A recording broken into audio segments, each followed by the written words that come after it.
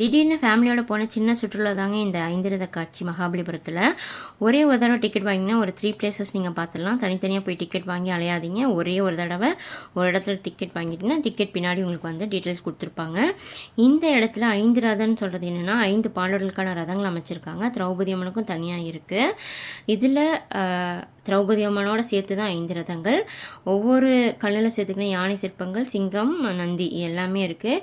பல்லவ சாம்ராஜ்யத்தில் நமக்கு கிடைச்சது அந்த முற்றுப்பெறலை.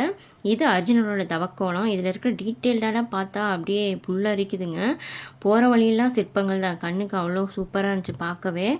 அதை முடிச்சுட்டு பீச்சுக்கு போனால், பீச் கொஞ்சம் தூரம் தான் நடக்க வேண்டியது இருக்கும். அதுக்குள்ளே உள்ளே போனால் ஹார்ஸ் ரைடிங், கேமல் ரைடு எல்லாமே இருக்குது. சீ ஃபுட் கொஞ்சம் ஹோட்டலில் வெளியே வந்து சாப்பிட்டுக்கலாம். அதெல்லாம் முடிச்சுட்டு இந்த டே சூப்பராக முடிஞ்சுங்க.